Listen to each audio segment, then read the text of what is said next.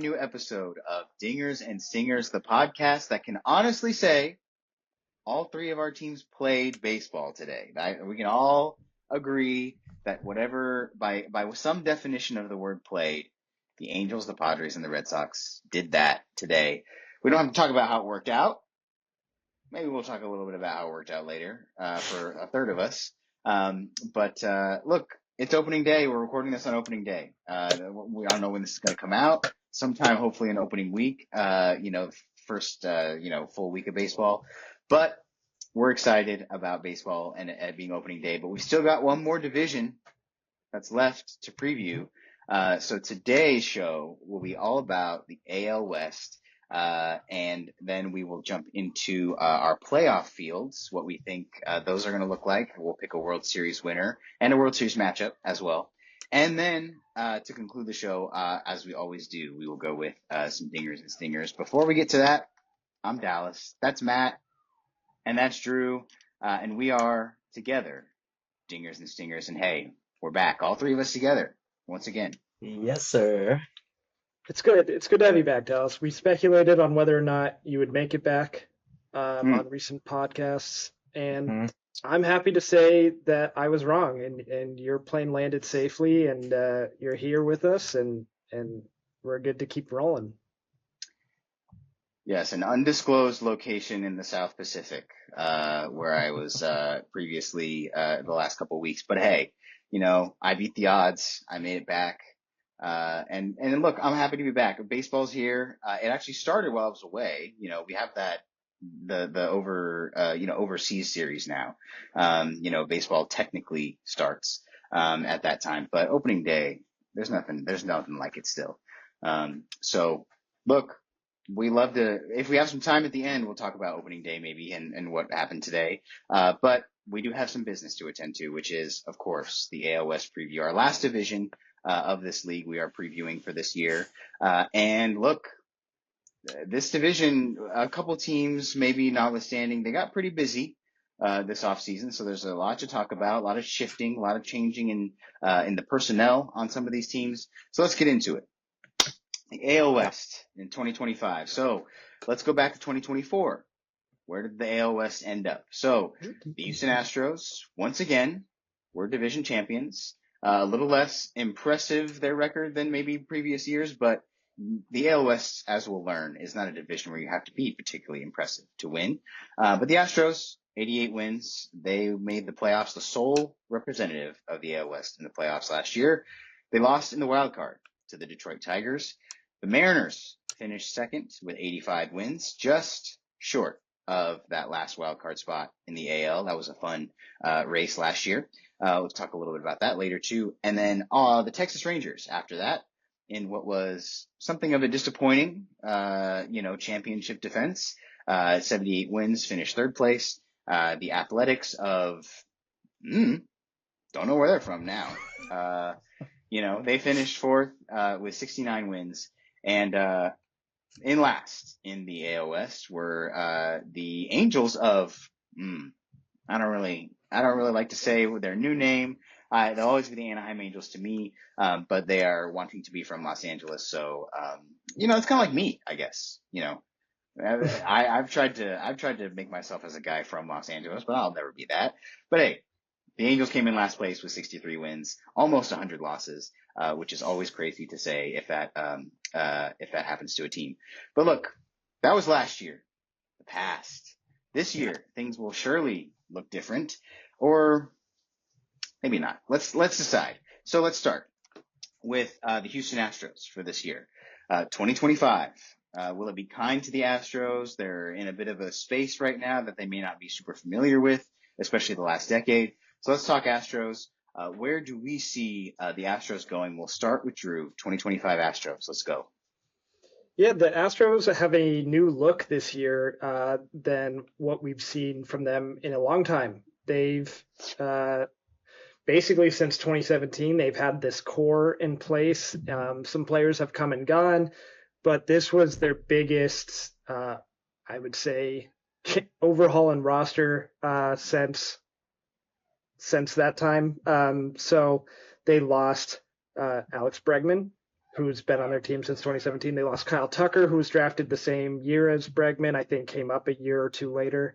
Lost both those guys. They also lost Ryan Presley, he wasn't their closer last year, but prior to that, he was their closer for a number of years. They also lost Justin Verlander, who came back and forth with the Astros for the last half decade or a little more. So it's a different look. The only guy left from the dynasty from the whole time is Jose Altuve. He's never going to go anywhere except for he's no longer their second baseman. He is their left fielder, it just feels so strange to say that. He wasn't a particularly great defensive second baseman last year, so I guess in that sense it's okay, but it's just like I don't picture him being an amazing left Not a fielder. particularly great left fielder either so Yeah, far. so I don't know. It's interesting.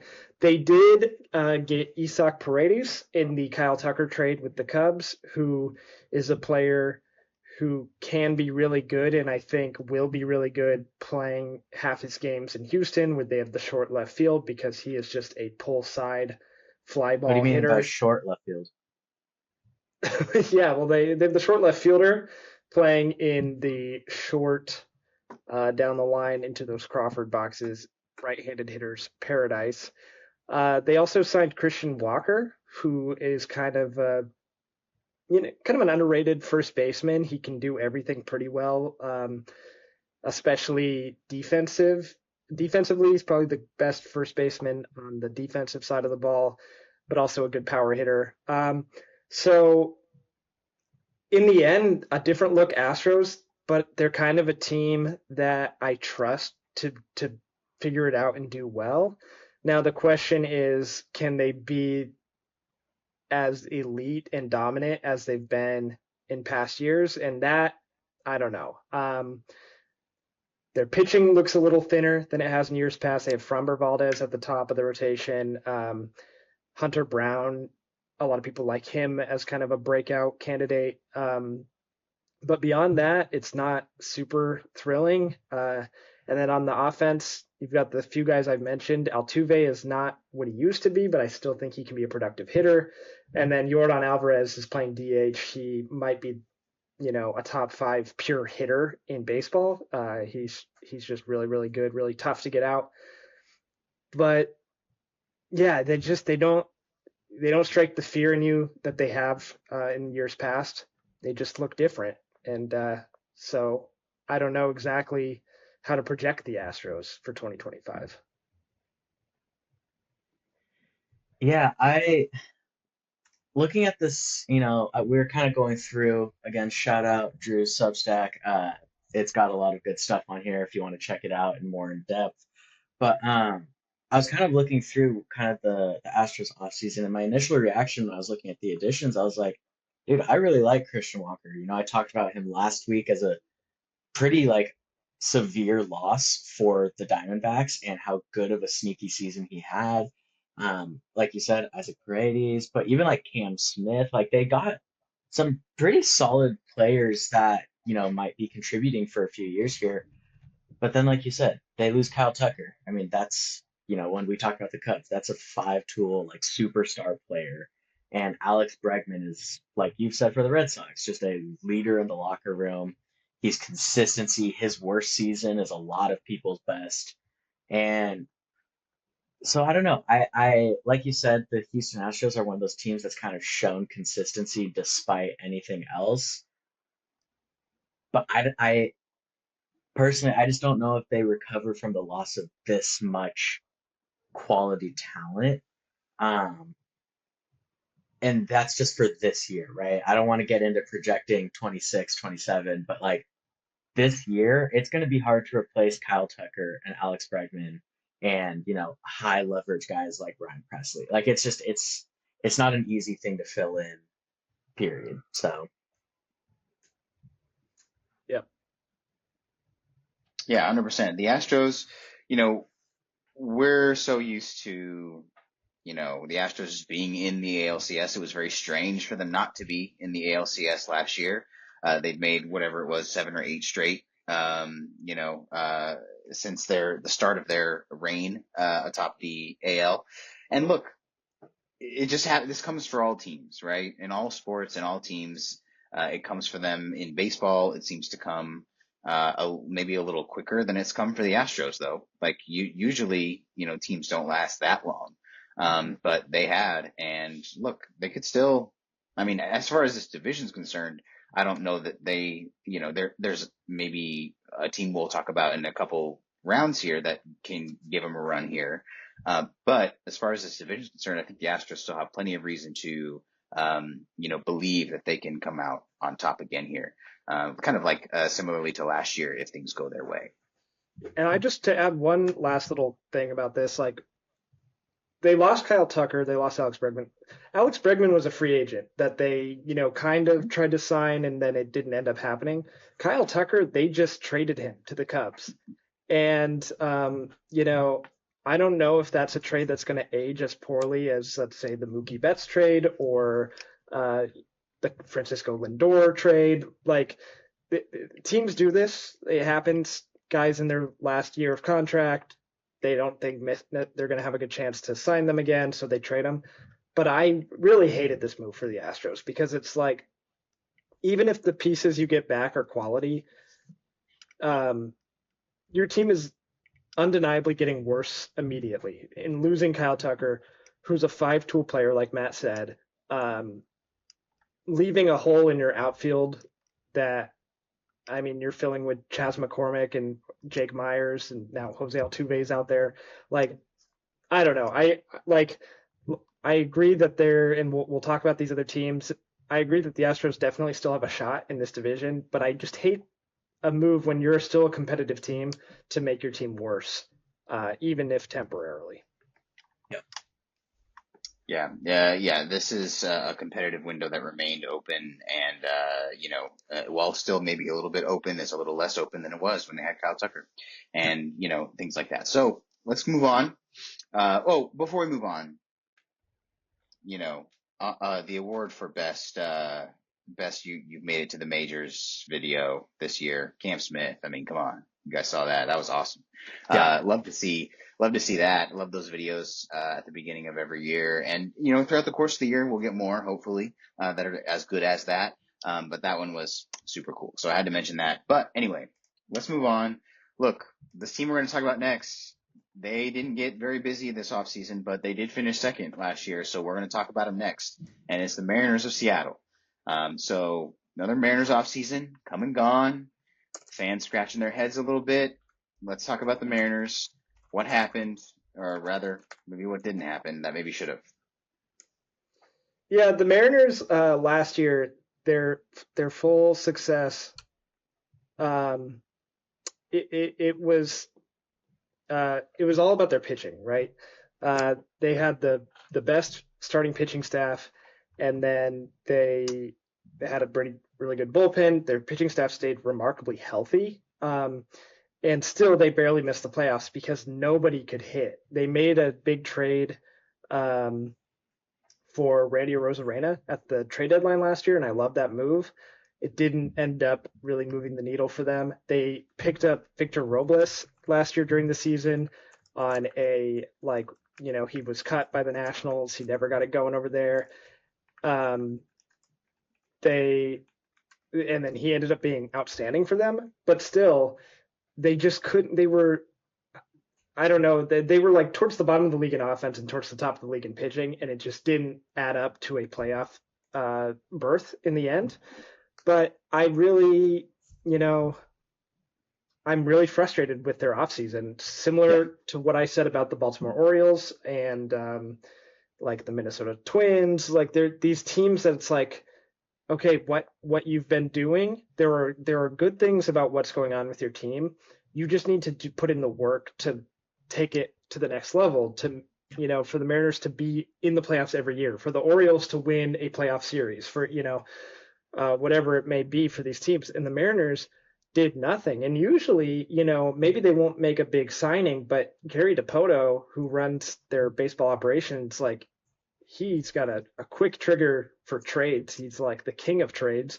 They didn't really do that either. So I don't know if like the values just weren't matching up. They tried some things and they just couldn't get other teams to bite. I know there was talk of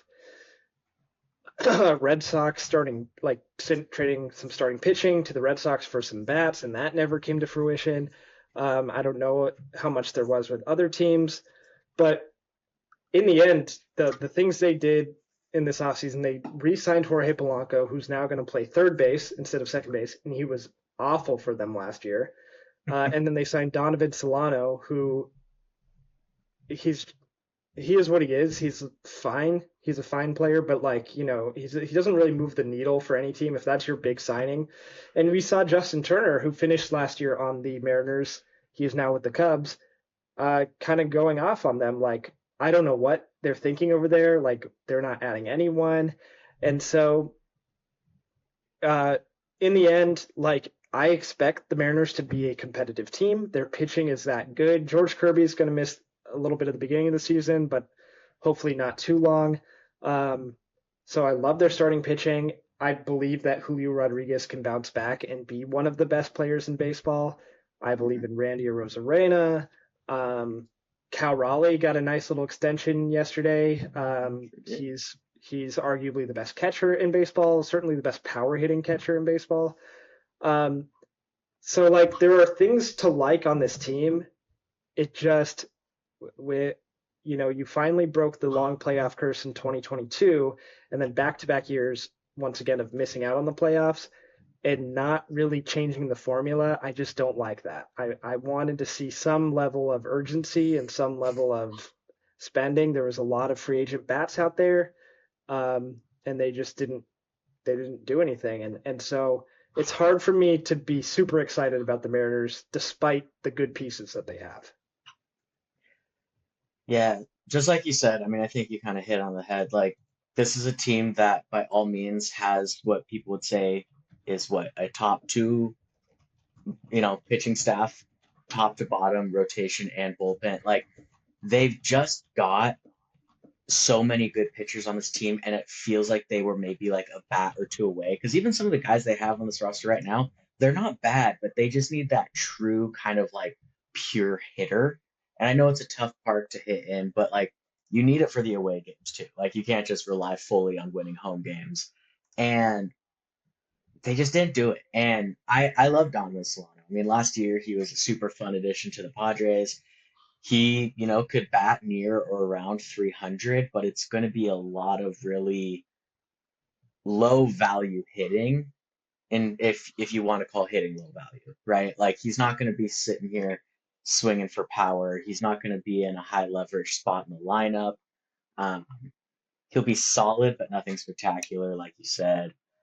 It just feels like there was missed opportunities. And I don't know if that's, the end of it. As we know, every year players move between now and the deadline. But the Justin Turner thing feels pretty like damning when it comes to like the culture of a team because he literally was like, they offered to like re-sign me, and it's like, why would I want to re-sign somewhere that's not trying to put anything together? And we've talked about this a number of times with a number of teams, but it's just this like culture of like you have to you have to set in place like a desire and a culture of winning, or at least trying to be winning. If you just stay complacent, there's nothing to motivate players to come to your team. There's nothing to motivate, your players who are getting paid to stay to perform any better and keep, grinding to improve. And I think it kind of just like spreads through the whole organization. And I don't know, like we've talked about it already a couple times, but this division feels so wide open, more so than it has in a long time. And the fact that they were 3 games out from not just like, whatever, but they're 3 games from the division.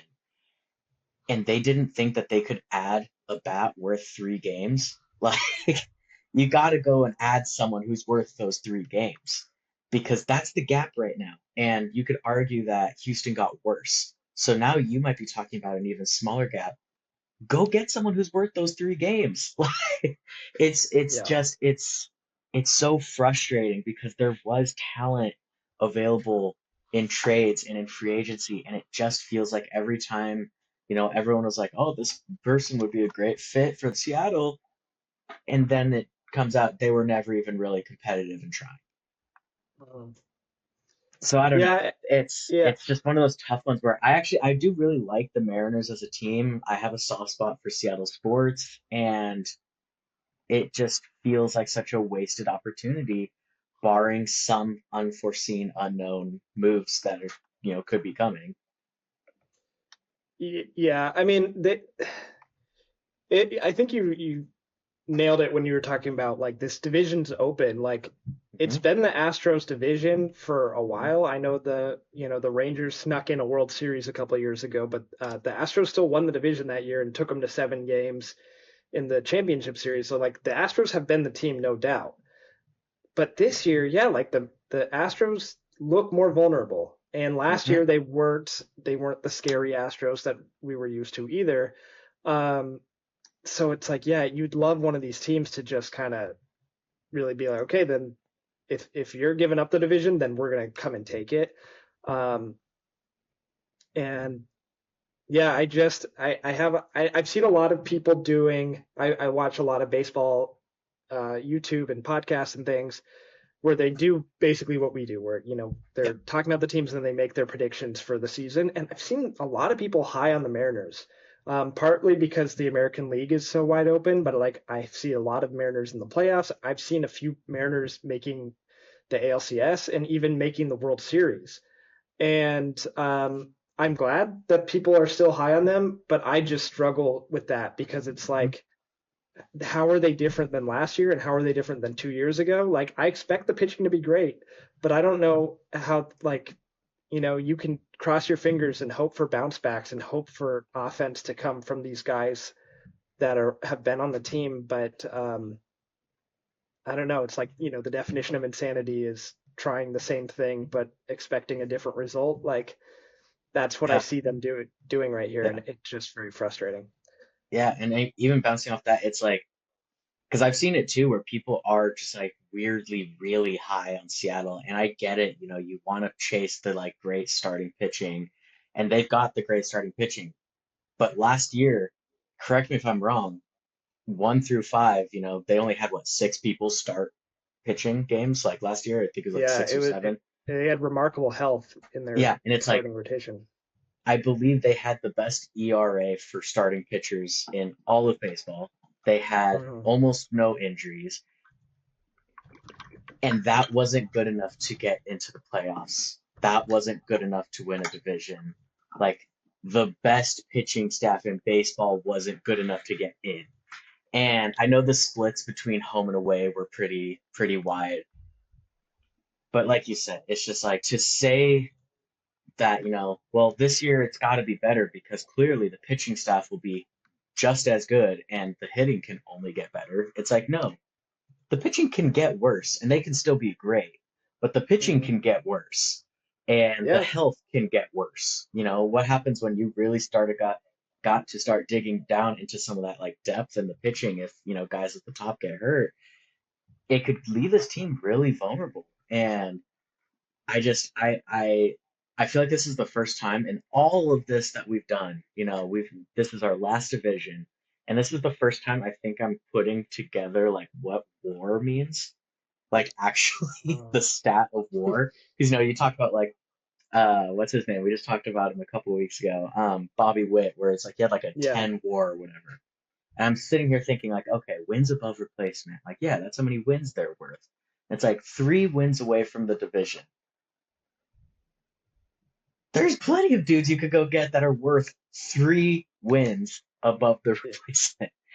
yeah. And if they were to just have theoretically all of this on paper, in a vacuum, whatever, but if they had just placed a player worth that much on their team, we're talking about a playoff team.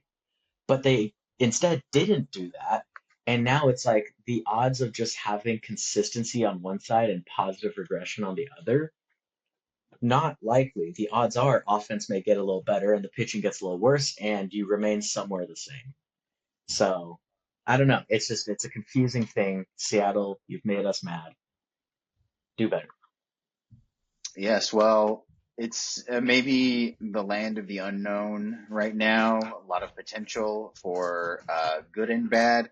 But let's talk about X factors for the Mariners. Give us your X factors. We'll start with Drew. What is your X factor for the Seattle Mariners this year?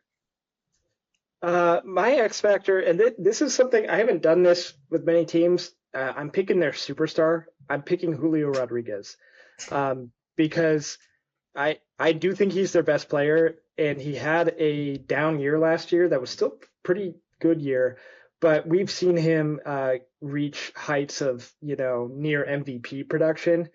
If he can be that for this team, then that answers a lot of concerns because as a group, I don't expect much hitting, but their pitching, like we've said, is just so good that they don't need a ton of hitting. They just need some, and they really had none last year. So if Julio Rodriguez can have an MVP type season, it's very tough to win the MVP when Aaron Judge is in here and Bobby Witt, and there's a lot of good players. But if he can just put up that production, I think that eases the tension of a lot of the lineup. It gives them that offense that they were lacking, and it gives them faith that okay, what we built here is sustainable because they've got Julio locked up for a long time. He's still very young. So if he can just go back to that high level of production that we saw from his first couple of seasons, and especially in the first half, because he kind of had slow starts even in his good years, I would be much more in on the Mariners if you could guarantee that. So he's my X factor. Yeah, I can't lie. I had the exact same X factor for the exact same reasons. We're All talking right. about a guy that was being lumped in with Tatis and Soto and kind of these names of this is one of the future faces of baseball, and he's going to be a pillar of the MLB to come, and all this stuff. And then it was just underwhelming. And like you said, it wasn't bad. It was just underwhelming. And it feels like for a team that really has such close margins, you need your superstar to be a superstar. Um, but I don't, yeah, I don't know. I feel like you mentioned most of what really needed to be said about him. It's just, I don't know. I can't get over it. I'm frustrated with this team right now. I don't know. Got me worked up. I'm mad at them. Yeah, well, you heard it here first. Let's watch J-Rod. And I think we'll all have fun watching J-Rod no matter what happens. Whether he, puts his team over the top or not, it'll be a lot of fun to watch him as always. But before we move on to the next team, let's double back for our X factors for the Astros. Look, I'm a little rusty. I forgot to say the X factors for the Astros. So let's talk about that. So let's start with Matt here. What's your X factor for Houston? Yeah, I think that my X factor for them is gonna have to be Josh Hader. Um, Prior to him coming over to the Astros, he was maybe the best closer in baseball. Um, and I'm not sure that was super debatable, but when he got to the Astros last year, it was a tough go. I would argue he was just bad. And at the end of the day, he cost them a lot of games. At the end of the day, there's a lot of high leverage situations where he couldn't get it done. Um, if we're talking about, Houston Astros being successful this year, I think they got rid of Ryan Presley. They need Josh Hader to really lock in and be that guy who's going to come in and finish games. I know they still have what's his name, Brian Abreu, and they brought in the one of the Taylor Rogers brothers or Tyler Rogers or one of the Rogers twins, um, and he's pretty solid. But man, Hader needs to be kind of that guy. I think if they can have him kind of move back to being a top closer in the league, then that'll go a long way for them. Yeah, he looked a little rough today. Got the save, but it was a little bit touch and go. Astros played the Mets today, but he did strike out Juan Soto to end it. Yeah, And he made him look kind of silly doing so. yeah, Yeah, I expect him to be back. I think his underlying numbers, as much as I am aware of those, were still fine last year. It wasn't like he lost what made him good. It just was some bad luck, I think. So I expect more from him. But my X factor, I'm going to go to the offensive side of the ball because they lost Kyle Tucker, they lost Alex Bregman. We already talked about that. I'm going to go with Isak Paredes because he was the major, at least in terms of winning right now. He was the major return in the Kyle Tucker trade. I guess Cam Smith was in that trade as well. But in terms of what you can expect from a major leaguer this year, you would expect more from Isak Paredes. I think it's a great fit, this park. I already said that. But if he can hit a bunch of home runs, like let's say 35 home runs or something, which I don't think is out of the question playing in that park, then you're not really missing as much as you would think from the people who departed last year. So if he can roll like how a lot of people expect him to, he's still only 26, which is surprising to me. He feels like he's been around for a long time. That top four of Altuve, Paredes, Alvarez, Christian Walker, and then even Yainer Diaz, who was he's one of the best offensive catchers in baseball. Basically, Isak Paredes, he's my X factor for the year. Nice. Yeah, I mean, I think we heard most of it. Yeah, I think we heard most of it. So yeah, great points made. I didn't know he was only 26 too. That's surprising to me. So that makes a lot of sense. Hopefully, he can step up for him. All right. Let's stay in Texas and let's talk about the Rangers, the third place team from last year, who not looking to be third place this year, but who knows what's going to happen. So, the Rangers, they had a busy offseason, very, very busy. A huge overhaul of their bullpen, along with adding some position players of note. So let's talk Rangers. Drew, where are the Rangers at for this year? What's going on with them right now? Yeah, I think the vibe around baseball is that last year was a World Series hangover season for them because they won, as we know, the 2023 World Series. And then last year, like you said, got third place, missed the playoffs, had a lot of injuries, had a lot of regression from guys. So and now they are a popular pick to be the American League champs, to win the West, all that. So I think they are a really good-looking roster. They added some things that were important in the offseason. They got Jake Berger, who was like one of the only Marlins who hit last year. So he's going to be their first baseman because they shipped Nathaniel Lowe out to Washington. They got Matt's boy, Kyle Higashioka, who he started catching for them today, but I think he's mostly going to be their backup, or maybe they just kind of do a 50-50 split there. But he's a good clubhouse guy, and he's a solid hitting catcher. They got Jock Peterson, who is a righty masher. He's going to play a lot of DH for them. They got Chris Martin, not from Coldplay, but from Major League Baseball. He was with the Red Sox last couple of years and had kind of like sneaky one of the best relievers in baseball. He doesn't do anything too flashy, but just prevents runs, which is what you want. So I like the Rangers. I like where they're at right now. They had a huge step back from Adolis Garcia from 2023 to 2024. I expect it to be somewhere in the middle. Like, I don't think he's a terrible player. I don't know if he's going to be like a 40-ish home run guy again, but they have Corey Seager, who's just one of the best hitters in baseball, and he plays shortstop, which makes it, extra exciting.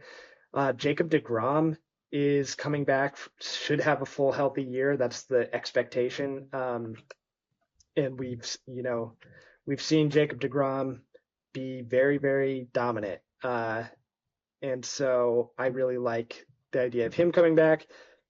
They've got this exciting pair of starting pitchers who were at Vanderbilt together, Kumar Rocker and Jack Leiter. Both of them made the starting rotation out of camp. So, there could be some exciting stuff with this team. Wyatt Langford he had a good rookie year, but I think a lot of people expect that next step this year and for him to be one of their best players. So there's a lot to like here. But based on last year, there's also a lot where you can be like, well, why should I trust them? You know what I mean? So, um, kind of a theme of this division is like, well, what exactly can we expect from this team? What should we be expecting from this team? But for whatever reason, I think maybe partly because it's clear that they try to improve their team, and I think partly because we saw them win a World Series just 2 years ago, that like I have a lot of faith in this Rangers team. I like their roster a lot, and I expect them to be right in the thick of the playoff hunt this year. Yeah, again, you kind of nailed it. I think there's a lot of things on this team that I really like. I am a big, big, big Jake Berger guy. I think the power numbers speak for themselves. And on top of that, like, just looking at this team, you've said it a bunch of times, but it's only 2 years ago. Like, their team hasn't even changed all that much since 2 years ago. Like, this is a team we know can get there and get it done. And regression happens for everyone, whether it's a thing of health, whether it's just unlucky numbers. And sometimes people just get in their heads or get a little bit worse, and that happens. But I think the thing that's on the side of all of the players who were worse for them last year is they're really quite young, all things considered. Like, it's not like these are guys who are touching their mid or late 30s.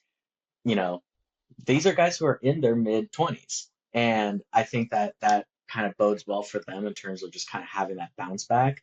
And then once again, just we'll say it 1,000 times, but the division is so open. Like, positive regression can be the difference between no playoffs and division winner. Yeah, 100%.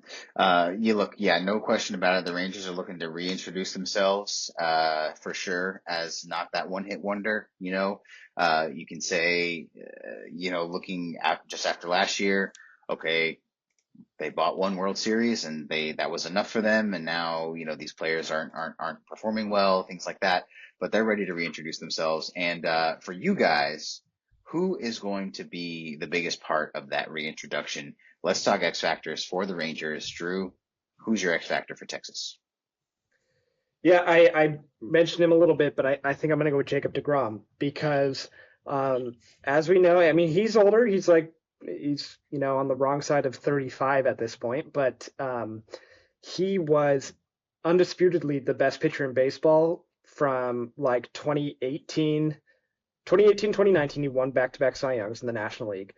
Then 2020 through 2022, really, like when he played, he was still that guy. He just had a lot of injuries. So he's had the Tommy John. He came back, made a couple starts at the end of last season, and for all intents and purposes, like he's back now. And so I like their pitching staff. I don't love it. I like Nathan Eovaldi. I like these young guys. But if Jacob DeGrom is Jacob DeGrom, then the pitching staff looks a whole lot different to me. And so I think that's a theme through all my X factors is like if this guy's at his best, the team looks different. Um, that's Jacob DeGrom this year. If you have a true number one ace and at that like one of the best pitchers in all of baseball, then this team can go real far. If Jacob DeGrom gets hurt again, then that's a massive hole. If he has regressed, then that's an area of concern where it's like, okay, then where are they going to get these innings from? But I'm optimistic about him. I think he's going to have a great year. Will he be 2021 Jacob DeGrom? I don't know, but as long as he can be a version of Jacob DeGrom that's on the field, I expect good things. So he's going to be my X factor. Yeah, I mean, it's like you said, if he's healthy, there's no reason to question him not being like a top pitcher, if not the top pitcher. I still remember there was that one season he had where his ER, like he had given up less runs than he had batted in Yeah. as a pitcher, and it was like that makes no sense, and that was like 2 or 3 months into the season. So, I mean, truly just one of the most dominant players. I would love to see him back and healthy. It's been a long time. But I think for me, I am going to go with their young guy. I'm going to go with Wyatt Langford. Um, just one of the top prospects in MLB for the last few years. And I don't know. I mean, I love to side on the side of youth. And when these young guys can come up into the league and make an impact, we see kind of the impact they can have on the team. Um, he was good last year, like really good last year. And Hmm. if he can take that next step to become great this year, um, it reminds me a lot of the guys in like Baltimore, right? It's like if those guys can take that next step and become great, then it's a totally different team. And I think the same thing for the Rangers. They're really good. I think someone like him can make them great. Um, so yeah, he's gonna be my X factor. I think if he shows up this year, look out AL West, man. Like, Right on. Yeah, the Rangers, look, I'm high on them too. I think they'll have a lot better year than last year. I think they'll challenge for the top of the division for sure. But let's talk about the next team in this division here. Let's move forward. The Athletics, who are playing in Sacramento this year, and for the next little while. That's where they'll be. And so in preparation for that first year, they made a couple moves that sort of started the process, however foolish and impossible it may be, to sort of reestablish some trust with the fan base. They made some signings, so let's talk about those signings and talk about where we see them for 2025. So what's going on with the old A's? Yeah, the A's. The biggest thing is obviously they're homeless. Basically, they're playing in a minor league park. It's nobody's fault. Not like the Rays, where like I mean it's it's to no fault of the A's, but it's somebody's fault for sure. The Rays stadium situation is absolutely not their fault. This situation was 100% avoidable, and yet here we are. They're playing in Sacramento. Um, but now that I'm past that, now that it's happened, they left Oakland. I don't need to talk about it anymore. Uh, they look kind of interesting. Now, am I going to say they're going to compete for the division title? I don't know if I'd go that far, but the A's made a little bit of splashy moves this offseason. They signed Luis Severino to the biggest free agent contract they've ever given out, which isn't saying much. It's 3 years, 60 something million. Um, they also made a trade for Jeffrey Springs, so that they have a new number one and a new number two starter in that rotation. The biggest moves of the offseason, if you call them moves, is they made a couple contract extensions for players that were already on the team. Brent Rooker, who had an amazing year last year for them as their DH, he is locked up for the next, I think, 6 years. And then Lawrence Butler, who broke out last year for them, kind of put himself on the map a little bit in the second half. He got a nice little 7-year extension. So the A's, to their credit, spent some money. To their discredit, they might have had to spend money to avoid a grievance from the Major League Baseball Players Association. But I think the A's, and I was telling Dallas this in person the other day, like this is the cycle they go through, and it's funny how quickly people forget who the A's are, because they have some exciting young players, and then all of a sudden they're like good and like better than anyone imagined and making the playoffs and all that. And then they do that, and so we expect good things from them, and they're good for a few years. They make the playoffs, they don't really do much, and then they sell off everyone. They make all these trades, or they let their guys leave in free agency, and then they are terrible. They are near the bottom of the league for a number of years, and then the cycle repeats. And so it seems like we are back in the upswing. Maybe a year before they're really going to be one of the true good teams in baseball. But I like the direction the A's are heading. I like a lot of the guys they have on this team. I don't like that they have to play at a minor league park. However, it's, better dimensions for hitters. It's going to be hot in the middle of summer out there. The ball might fly. We could see some big offensive numbers from their team. And there could be, like no one really knows how these minor league parks are going to really play into the season. Like, is it going to be beneficial to the A's and the Rays, or is it going to be beneficial to the road teams? I err on the side of it's going to be good for the A's because they're going to get used to it much quicker. And these visiting teams, a lot of them just come in for one series during the year, and that's that. So I don't know.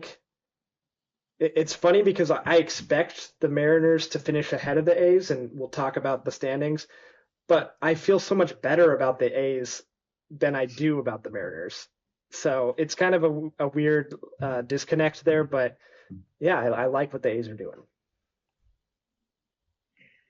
Yeah, I agree. It does feel like there's always just this cycle of be really bad, get a bunch of prospects and young talent, bring them up to the MLB, and ship them right off, and restart that whole process. Um, I see there being absolutely no difference. The A's brought in a few players that you mentioned. They won't be as bad as they were, probably. And yet, do I trust them to actually put together a winning organization that stands a chance competing and going for it and, opening up a championship window? Truly, absolutely not. I'm not against any of their additions, but I also don't know if they truly move the needle. I don't know. I think the A's are just one of those teams that have been laughable for so long that I just like they got to prove it to me first. I'm not believing it until I see it. I don't care who they put out here. Like I don't know if Luis Severino is going to drag them into the playoffs and into contention. So we'll see. I like Brent Rooker. He's funny on Twitter. Um, but there's just not a lot there that makes me super excited.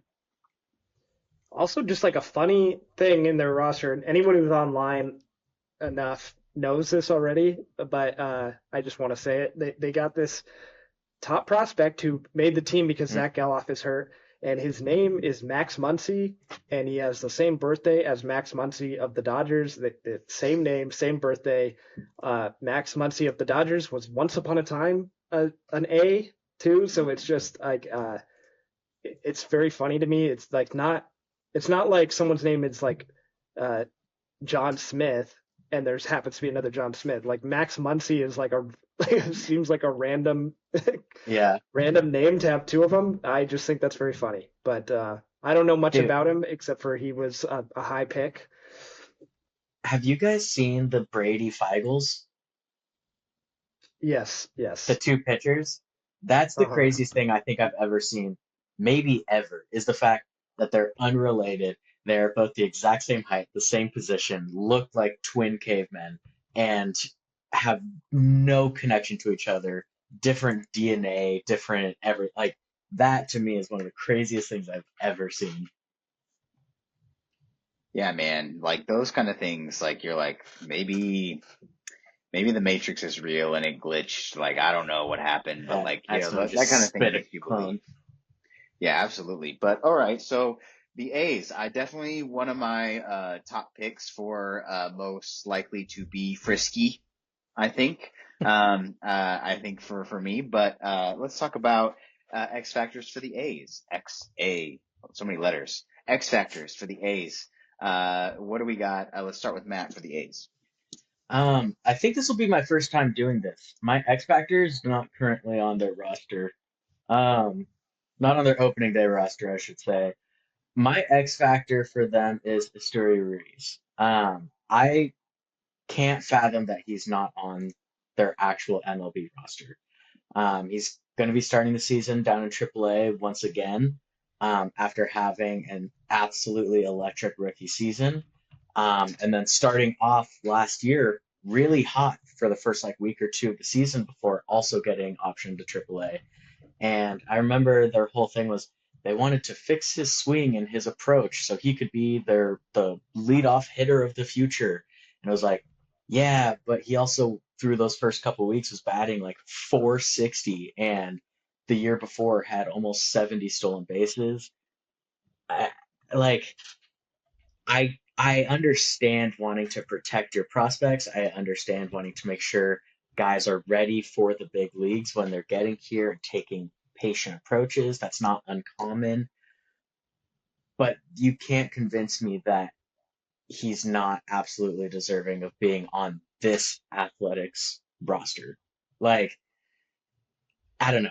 I would love to see him get his name called once again, come up to the big leagues and be that dude. He was my last pick in my fantasy baseball draft because of this. Um, I feel like he's just such a difference maker, and it makes me feel insane that he's not on a roster, and I don't understand it. Like, if you know better than I do, Drew, I would love to hear your thoughts even just a little bit, but I'm like, I don't get how someone like that can be sent down because there was no like underlying numbers of why he would be that I know Yeah, of. he steals a lot of bases, and he's very fast. He's not really much of a hitter. The argument is definitely there that he should not be sent down from the A's because the A's were so bad. But like if he was on a good team, then I don't think there would be a ton of debate about it. I mean, he struck out at a 30% rate last year. His OBP was 270. The year before, which was the nearly 70 stolen base year, his on base was only 309. So like, imagine if he could get on base at all, how many bases he could steal. So like, in some ways that makes it more impressive that he stole so many bases. But really, yeah, he's just, he's not much of a hitter, and they just don't really like. I mean, maybe they could make a spot for him. I don't know their roster like that, but to me, it's not. I don't know. It's not necessarily egregious, but I agree that it would be fun to have a guy like that on a team like this, at least as a pinch runner. I But mean, they got Miguel Andujar. They've got a bunch of outfielders I've never heard of. Like, I don't know. That guy was, say what you want, yes, low OBP, whatever, but I'm like, he's such a weapon for an offense. Like, and like you said, even just as a pinch runner, you can still coach him up at the big league level and use him as a runner. I don't know. It makes me sad. I like him.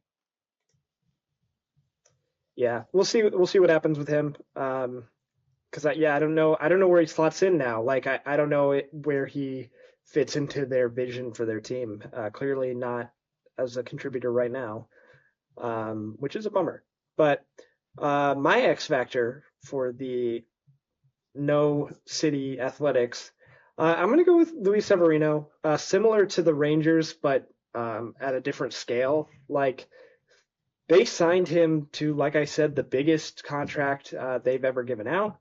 Um, he is the number one pitcher in this rotation going into this year. We saw him be ace-like back in like what was it, like 2017, 2018 with when he was on the Yankees. But it's been a long time since then, and he had a solid year for the Mets last year. Um, but they invested a lot in him, and they're banking on him to be their ace. And so if he can indeed be ace level, whatever that means for the A's, then I like the idea of them sneaking into the playoffs or at least, staying around the hunt. Um, but as of now, as much as I, I kind of like what the A's are doing, uh, I can't get behind this pitching staff, and a big part of it is Luis Severino being their number one. So if you get great Luis Severino, it changes the dynamic of this team. I don't necessarily expect that, but that would be the X factor for me. Yeah. All right. All right. Well, that's the A's. We'll see. I think, they've established to the baseball world that they are not the White Sox, right? They have no interest in bottoming out whatsoever. Like they are, going to be, competing with some of these other teams. So at least there's that. At least they've communicated to the league that they're not going to be doing that. Even though, they don't have a home stadium just quite yet. Hopefully, for A's fans, this will be a season that, they can remember somewhat fondly once they reach the other side. Dallas, I find it funny that you're a little bit talking trash on the White Sox here.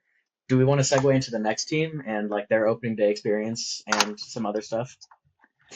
Yeah, let's go with the Angels. Okay, so the last place team last year, the team that is, what in my opinion, maybe the likeliest to be the last place team this year as well. The Los Angeles Angels, the Anaheim Angels, my guys. I'm repping, I rep no matter what.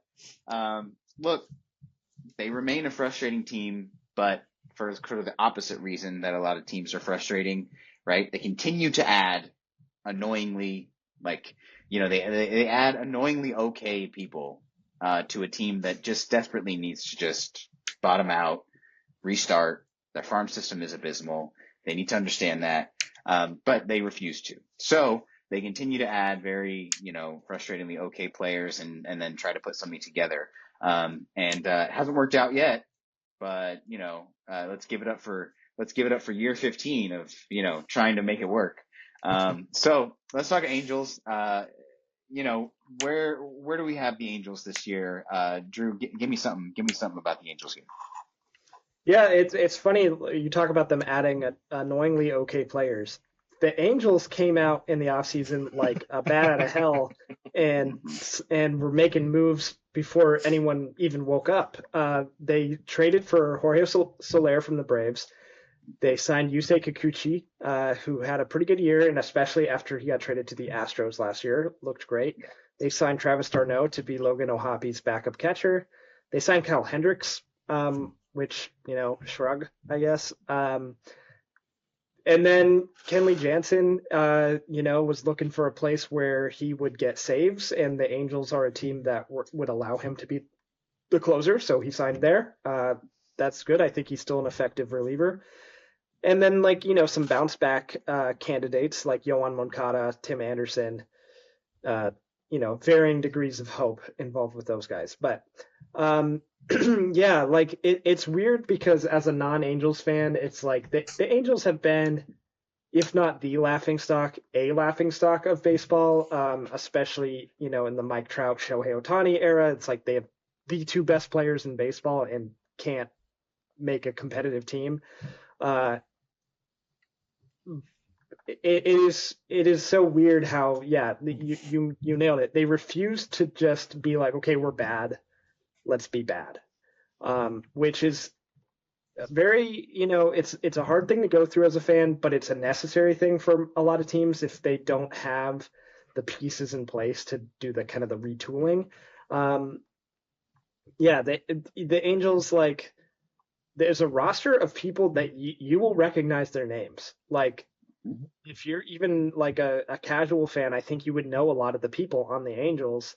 The problem is none of them, for the most part, are good now. Their best years are behind them, or they never really met their potential. So the Angels are weird. Like I was saying before we got on, there is a bottom tier of teams, and we've talked about all of them before: the White Sox, the Marlins, the Rockies. These are teams that I expect just to be truly abysmal. And while I expect the Angels to be bad, it's they get enough competence to be not that bad. I mean, the only team in baseball history who's never had a 100-loss season, they barely avoided it last year. Fingers crossed they keep that streak alive, but maybe not. Maybe fingers crossed they finally do it. But it's they're interesting enough to not be a true tanked team. But at the same time, it just, I apologize to you, Dallas, as an Angels fan. It just can't be exciting to watch this team when best case scenario is they're okay. It's just not exciting that way. And I'd be remiss if I didn't mention Mike Trout. I love Mike Trout. He's one of my favorite players ever. First ballot Inner Circle Hall of Famer when he retires. He's moving to right field. Hopefully that keeps his body a little healthier so he can stay on the field. Unfortunately, we have not seen that happen in a long time. But even you go back to, was it 21 or 22 when he played 120 games, which is still only 3/4 of a season, and he still hit 40 home runs. So we know Mike Trout is still good. We know he is still if he's on the field, one of the best players. We saw it last year for whatever, a month or whatever he got to play. He was still elite. And no matter how good or bad the Angels are, I am just begging for a full season of Mike Trout. I want to see how, I mean, at this point, he might have lost the ability to be like the true number one greatest player ever, because of how much time he's missed. But I want to see how high those numbers can go. I want to see how high he can climb on the all-time WAR leaderboard. Even like, home runs and counting stats. Like, he is just, you know, he's just one of the most influential baseball players of my lifetime, and I just would love to see some more of him before his time is up in the game. Yeah, the Angels are so fun to me. I think they're so funny because, like you said, Dallas, they are frustrating in the opposite way that every other team in baseball seemingly is. There's 20 teams that I feel like we've said we really feel like they could have added more and they should have added more, and if only they added more. And then I look at this list and it's like, we got stacks of players that the Angels have added this year, and all of them I'm like, this guy was sick when I was growing up. Like, this guy was dope watching him growing up. And it's just such an interesting experience. I went to the Angels Dodgers game 2 days ago, I think, or yes, whenever it was, and Yeah. it's a weird environment. I hadn't been to an Angels game since I was a kid. Um, Hmm. it's a weird environment where, like, obviously it's the Dodgers, so it's a little bit unfair, but like, it's an away game at home, and the crowd is just so out of it and like unattached to the game happening. And granted, wasn't a game that counted, but it's just so weird. And like, it's such a strange, like, what's it called, limbo that they hold their fans in, of like, they get all these players and they sell this idea of hope that, if just a couple of these guys can kind of have that last bit of success they used to, then maybe this team can get into playoffs and Trout can lead them to some, magical wonderland. It's not going to happen. I mean, Trout's first at bat today, he gets just absolutely rocked in the hand. I would love to see him have a full season, but they would have to bubble wrap him to get him through this season. And especially if they're expecting him to play at a level where he has to carry the team, right? Like, I don't know. The Angels, unfortunately, I do think are still going to be bad, but I do love the Angels and I hope that they do good. But I don't know. It's been said 100 times already just in the last couple minutes, but they're just so average, like, everywhere. And I mean, I don't know. It's a bummer. It's a bummer, and my condolences, truly. But like, it just does feel like one of those teams that needs to just reset everything, push the blow up button, get whatever you can for a player like Mike Trout, and just say, good riddance. We had an era. Let's move on and start something new. Because at this point, they also, like, one of the craziest things, they keep bringing up all their farm players. They draft them, and the next year they're in the starting lineup, and it's like, your farm's abysmal because they're already your team. Your farm is already your, like, there is no farm. I've never seen a baseball team doing it like this. And yeah, it's crazy, man. I hope that they're not at the bottom of the league. I think that baseball is more fun when they are competitive. I can't think of anyone that truly hates the Angels. Like, they are such like a feel I good can. nostalgia team. I can. Is it the Angels fans? Well, sure, but my Mariners fan brother, it's kind of like a Yeah. funny, like, little rivalry to me, because like I'm a Red Sox fan. Like, we have Do bigger the things to Mariners worry and about. Angels hate each other? Like, low key, yeah. Yeah. I mean, I don't, it's hard for me. It's hard for me because of my natural affinity for Seattle sports because of my Seahawks fandom. So I don't hate the Mariners, but Mariners fans hate the Angels, and a lot of Angels fans hate the Mariners. Yeah. I have no idea. It's a lot of. I mean, lately the Mariners have clearly been better, but it was a lot of like really arguing about who's the fourth best team in the division, or like Yeah, like More so, like yeah, who's not last? right, like it was a lot of like, well, the Angels don't even do anything right, and the Mariners, like, they haven't made the playoffs in 20 years, like when that was going on. yeah. And it's like, this is funny to me because you know nobody else in the It league cares. it's basically Browns and Bengals of the last like 30 years, where it's like, hey, you both Yeah. suck. Yeah. Yeah. Yeah, well, look, they're my favorite team. I could talk about them forever, but we shouldn't, because at the end of the day, I don't know if they'll be relevant to the conversation a couple months from now. So let's get to X factors for the Angels. I'll give one also, since they're my team. I feel like I must. So I'll start, and then I'll kick it off to you guys. So my X factor for the Angels this year is actually a trio of fellas. So this is the young players that they have somehow managed to scrape up. This is Logan O'Hoppe, Zach Neto, and Joe Adell. Okay, these are my X factors for the Angels. The reason they're my X factors is because in order for the Angels to be good, certain players need to be pushed down the lineup. Okay, the further down in the lineup you can put a guy like Luis Rengifo or Nolan Chanuel, or if he starts all year, or for most of the year, Tim Anderson. You know, if you can, the further down you can push those guys down the lineup, the better this team will be. And so if Zach Neto, when he comes back, whenever that is, I think maybe they're saying April, mid-April ish, or May.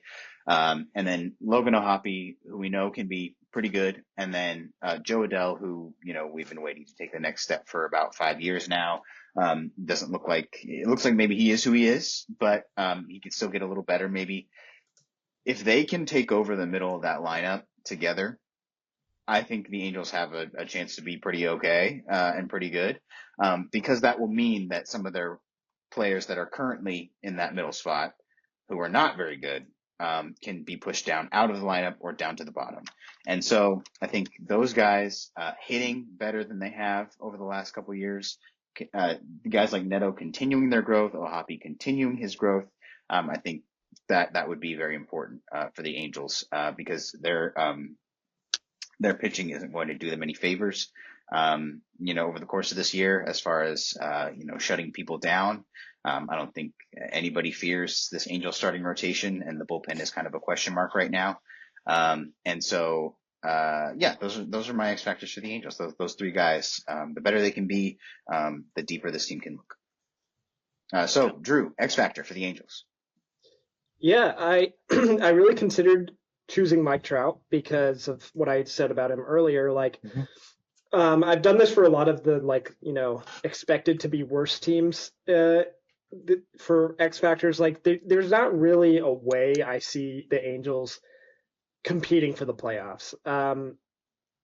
Like if everything went 100% perfectly, then yes, but like, I'm not really expecting that. So I'm really what would I like from this season? I would like Mike Trout to play a full year. But that's just, me as a fan. But for in terms of the Angels feeling good, Dallas, I think you nailed it. I was thinking similar things. I would throw Nolan Chanuel into that mix because he's young still. He was drafted just a couple years ago. Mm-hmm. Because to echo what Matt was saying, like they don't have a good farm system because anyone who they think could be anything, they just rush them to the big leagues and let them develop there. And I don't know if that's a smart strategy. Clearly, no other team really does that, and the Angels are not one of the better teams in baseball. So it's like, do you think this is smart? But if you could see Nolan Chanuel, if you could see Logan O'Hoppe, if you could see Zach Neto, and sure, throw Joe Adell in there. I mean, he's been around longer, but like if you see positive things from these guys, then that's confirmation. Like, okay, we do a little bit know what we're doing. We do have a little bit of a core that we can build around, and as many young homegrown. I mean, O'Hoppe was technically a trade, but he was traded when he was a minor leaguer.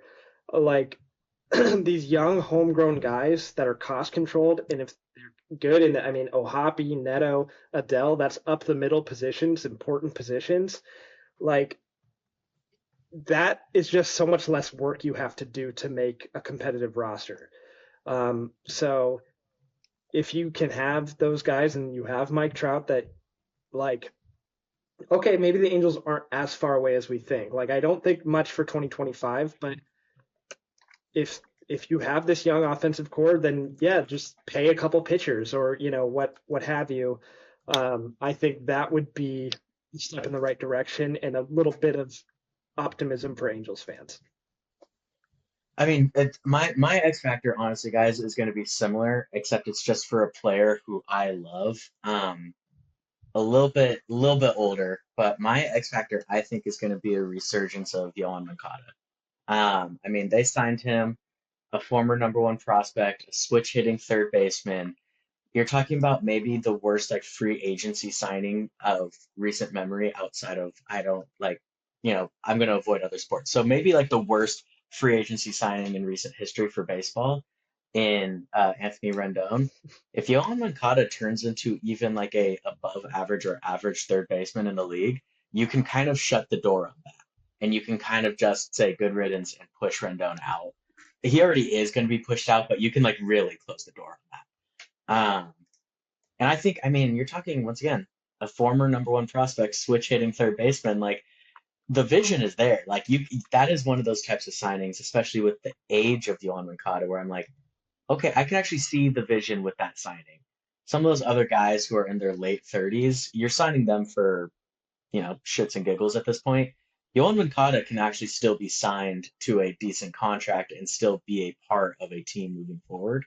So I think my X factor is going to be Yohan Moncada because if he turns into something, he can have the same effect as any of the guys you just mentioned, right? If he can start creeping up the lineup and push some of those guys down, I think the potential is absolutely there. So that's my pick.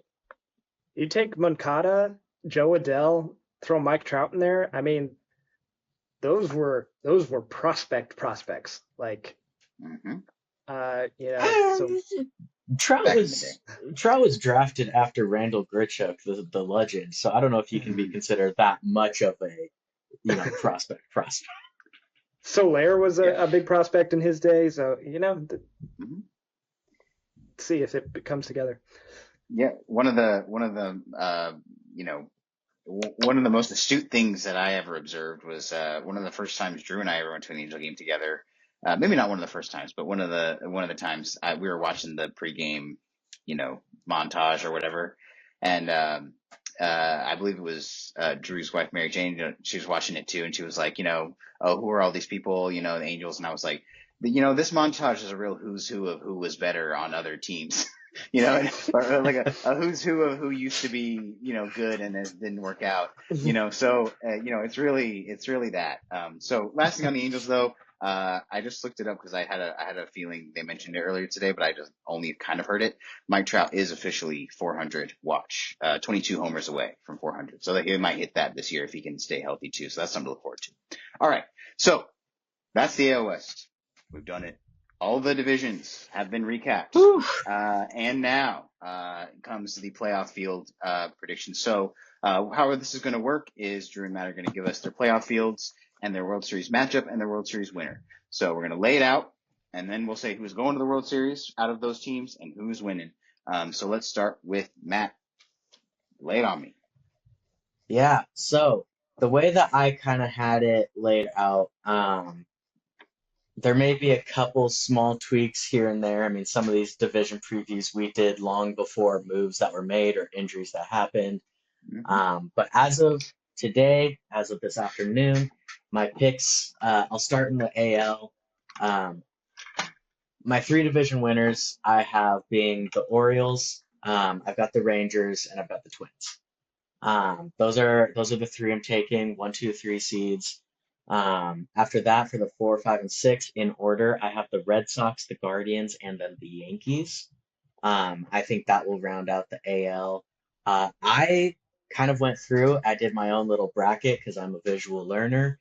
And I actually have the Red Sox, not even trying to be biased. I have the Red Sox representing the AL in the World Series this year. I just think that they had a good team already and made it better. I like the fact that they got what could potentially be the best pitcher in baseball this year. Um, and when you're talking about making a playoff push, sometimes you just need those guys at the top of a starting pitching staff that can really just walk out there and say, "We're winning this game tonight." And I think the Red Sox got that. Switching over to the NL, I think to no one's surprise, I have the Dodgers winning the West and being the number 1 seed. I think that they will have the best regular season record. Following that up, I have the Braves and the Cubs winning their divisions respectfully. And then my playoff teams, I have as the 4, 5, 6, Padres, Diamondbacks, Phillies. I would be lying if I said I didn't have all the heartstrings being pulled on the NL, because I do think I could see the Padres doing something, but um, I'd love to see the Padres and Red Sox. I think that'd be a fun series. I think that'd be fun for us too, but I'm a little bit less sure of that. I feel good about the Red Sox pick. The Padres pick, I'm definitely like, ooh, I think any of those 6 teams could really actually have a strong case at a World Series in the NL. But I got Red Sox and Padres for the World Series. I don't even know who I'd pick as a winner if I had to off the top of my head. I mean, Padres, obviously. So That would be great for the pod if it was Yeah, Padres we would Red love Sox. that would be fantastic content for us. We would love that. That'd be awesome. Yeah, I mean, it's so hard to predict this stuff. I mean, I don't know Yeah. how many people last year would have had the Tigers and the Royals making the playoffs, and both of them did. So, take our predictions with a grain of salt. But in the National League, I have uh, the number 1 seed being, of course, the Los Angeles Dodgers winning the National League West. I've got the number 2 seed being the NL East champion Atlanta Braves is who I predict to win that one. And then the 3 seed would be the Cubs winning their division in the Central. And then my wild card in order of standings will be Philadelphia, the Phillies, being the top wild card team. Then the Arizona Diamondbacks. And then it was really tough to pick that last one because there's a few teams that I think are intriguing. I think the Padres definitely have a shot. I think the Brewers have a shot. If you want to get a little wacky, I think even the Reds or the Giants could make some noise. But I'm going to go with the New York Mets and Juan Soto to be that last National League wildcard team. And then the American League, I've got the 1 seed Boston Red Sox. I think I didn't have them winning the division even when we did our AL East preview, but the Yankees have had some serious injuries. The Orioles, I never liked their offseason, and the American League is so wide open. I just think go with the team that I think has the biggest pool of talent, and I think that's the Red Sox right now. And then the team they're playing in their opening series, the Texas Rangers, I have them as the number 2 seed, winning the American League West. And then maybe not the 3rd best record, but the 3rd seed by virtue of winning their division, I have the Minnesota Twins. Fingers crossed that they just stay healthy. We talked about them in their preview. And then for the wildcard teams, I've got the Orioles being the first wild card, the Yankees being the second wild card, because even with those injuries, I still think they're a better roster than a lot of teams here. And then again, it was hard to pick a last team. There's a number of candidates. The AL Central has some interesting teams. We talked about the Mariners and their pitching, the Rays. You can never count them out, but I'm going with the Houston Astros because they're just the team I trust the most to take care of it. And then I am not going to go very bold here because I think it to go too bold and then it's like we're going to look back and be like, well, obviously, why did we think anything else would happen?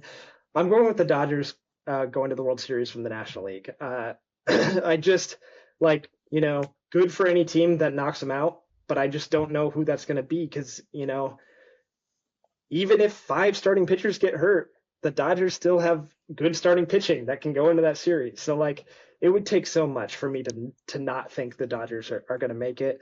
And then for the American League, I'm gonna go with the Orioles. I think should they make it to the playoffs, I think that means they swung a big trade at some point for another starting pitcher. I don't know who that's going to be. I mean, candidates always kind of reveal themselves as the season goes. But I'm gonna say the Orioles finally get over that hump and uh, win a playoff series, and then why not win a couple of them and make it to the World Series. But in the end, I've got the Dodgers winning the World Series because either I'm right or I'm very happy. So that's the balance. But Yeah. like I don't see how, like, I've seen a lot of predictions in the last week because this is what every sports podcast does right now Yeah. is all this predicting, and I love it. I gulp it all up. Uh, a shockingly low amount of people picking the Dodgers. I think everyone's trying to be a little too smart, a little too cute. The Dodgers are the best team, and until they're not, I'm going to be picking them right now. Yeah, Played a there's the close one to the forever. Tigers today. I don't know. I Yeah. mean, There's the forever battle between being interesting and being correct, right? So, yeah, you like to be one or the other. Let me double back once more, rewind one more time. We've revealed now you both have the Rangers finishing first in yeah. the West, but how does the rest of that shake out for you guys? Let's get it on wax, so that we can get it up with all of our other ones. So you both have the Rangers finishing first. So Drew, finish Yeah. out your standings, and then we'll go to Matt. Yeah, you might have also been able to deduce that I have the Astros Yes. finishing second because they made the Yes. playoffs for me. Um, and then third, I'm going to go with the Mariners being better than the A's because of that pitching staff, but not good enough to make the playoffs because they just did not do enough to the lineup. And then the A's uh, being the team that, shows, I think it's going to be the A's in the American League, the Nationals in the National League, where it's like they're not going to sniff the playoffs, but they're going to do enough that we're kind of excited about them going forward. So I think the A's will get fourth, and then obviously that means the Angels in last place. True. Yeah, and in a very original way, I have the same exact order for all the reasons exactly the same. Good. Well, yeah, that's good. Well, good. So there's our American League West final standings predictions there. I had a thought, but it left my head, so we'll move on. All right, so there you have it. That's how the MLB season is going to shake out as far as we're concerned. What we're going to do now is we'll close out the show as we always do with our dingers and stingers. So let's start with let's start with the stingers. Why not? We'll finish on the positive note since it is such a great day. For all of us, we have so much fun on this day. So let's go ahead and start with the stingers, and let's go with Matt first. Matt, what's your stinger this week? Yeah, my stinger this week, something that I think a lot of people kind of like heard about but may not have known the severity of. Sometimes things are bigger than sports, and I know the Dodgers get a lot of hate here, but my stinger's been Mookie Betts' health. I saw his interview where he was talking about the fact that he hasn't been able to eat solid food in like a month or like a month and a half. He's down 25 pounds or something. Like, that's not like normal, I got the flu stuff. And say what you want about the Dodgers, but like Mookie Betts is not what makes you hate the Dodgers. Like, Mookie Betts is one of the coolest dudes in the MLB. He literally is MLB. And it's like you want Mookie Betts to be good, right? It's I don't know. So my stinger this week is Mookie Betts' health. I really do hope he's okay. I know he played. I mean, he played in the game I went to. He played today in the opening day, and he got a hit. But I hope that it's not like a long-term impact thing where something's wrong. Actually, I hope this is just like, holy crap, talk about a stomach flu. Um, yeah. Yeah, Yeah. I love Mookie. Uh, you know, one of my favorite players to watch, but yeah, he's like getting dangerously close to like my high school weight, which Mm-hmm. is not what you want if you're a professional athlete. No. But yeah, I feel for him. I hope it's not too big of a deal, and I trust he's the type of guy who, he can hit through it, he can play through it, and still be an effective player. My stinger for the week was today. This was just abysmal. I thought I was having an issue, and then I went on Twitter and I found out that like the whole world was having this issue. So I have a subscription to MLB TV. That's the way I can watch the Red Sox. I can watch any out of market game. It's really a beautiful product. I get it for free because of T-Mobile, but anyone can buy it. And it costs $150 for the year. Use code Drew10. I wish. But I mean, like it's a product that people have paid a lot of money for. Is the reason I demonstrate, or I said how much it costs. It was straight up not working today. Opening day, almost all the games started within a couple hour period in the afternoon today, and it just was not working. And on my end, it was like it says I need to upgrade my account, and it's like no, I have the paid account. Like I don't need to do this. Yeah. Why is it not working? Nothing was loading. I contacted the support people, was waiting for someone to chat back, and then I saw on Twitter that it was just like down for everyone. I was like, oh, okay. 10 out of 10 on that cannot happen. It is opening day. It is the day people are all using this app. Just maybe they didn't think there would be that many people that watch baseball. It's just I don't know what goes on behind the scenes of these things. Clearly beyond my understanding, but you are Major League Baseball. You have to have this ready to go. It did get worked out by the third inning of the Red Sox game. I had it going, and I found a janky illegal stream. Bleep that when we edit this to watch the first few innings. But so it's all up and running now. But that was, I mean, that's nightmare stuff. 100%. 100%. Well, let's end with the good, and let's go with the dingers. We'll bounce back to Matt, and let's hit it. Yeah, my dinger this week was of today, opening day. A few of you might remember a couple weeks back, or was it just last week? I staked my entire season's hopes on a singular player, thinking this would make or break everything for me. That player being Gavin Sheets, obviously. And today he did not start, even though I thought that he would, and that's okay. And then they pinch hit him in like the seventh inning, and what does he do? Hit an absolute nuke to center field to tie the game. That would eventually lead to our inning where we broke it open and beat the Braves. Gavin Sheets is exactly who I thought he was going to be this year, and it's the savior of the Padres. Padres beat the Sox in 6. Like, that's. I mean, World Series. You heard it here first. Gavin World Sheets. Series MVP Gavin Sheets. All right.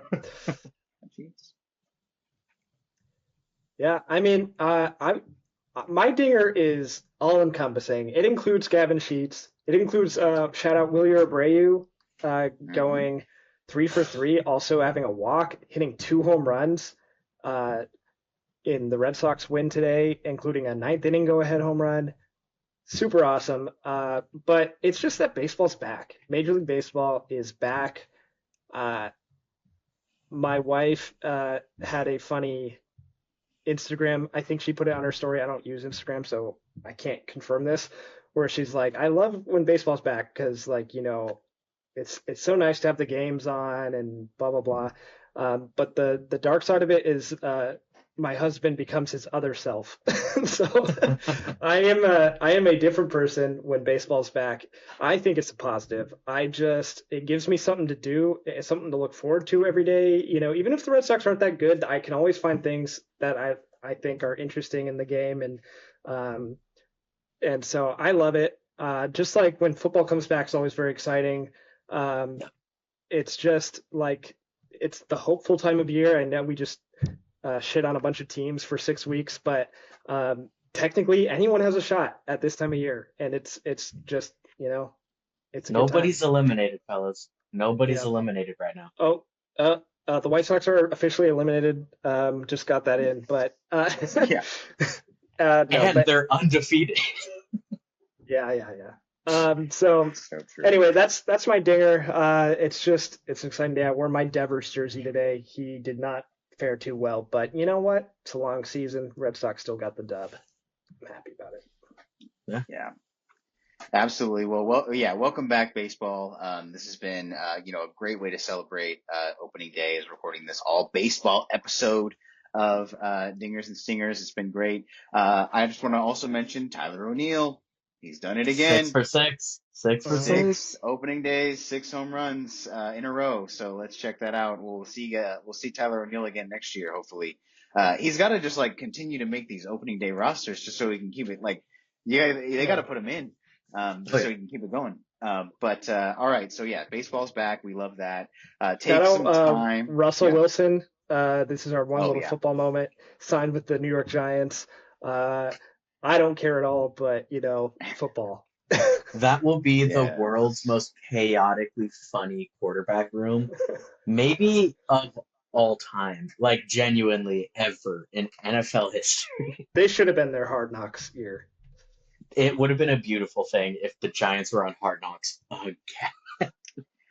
I'll say this: if anyone can make Russell Wilson look normal, it's Jameis Winston. So maybe Russ will appear a little bit more evened out and normal this time around. But we can talk all about Russell Wilson and Jameis Winston in upcoming episodes. How episodes will look from here. We'll just be recapping some of the baseball action. Mostly on our episodes. We'll talk about what's been going on with our teams, I'm sure. And then, we'll work some football in there as it's coming. I mean, the draft is coming. It's nigh. It's almost here.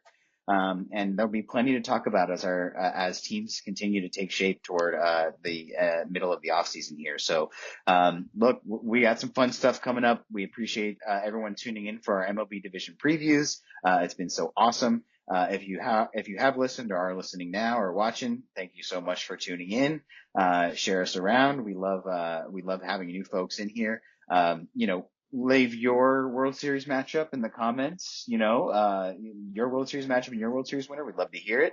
Engage with us. We'd love to see some of that. But until next week, have a great one and take some time to enjoy some baseball over the next week or so. You won't regret it. It's just such a fun time. The air's warm. The baseball is being played. It's wonderful. So until next week, have a great one, and we will see you then. Bye.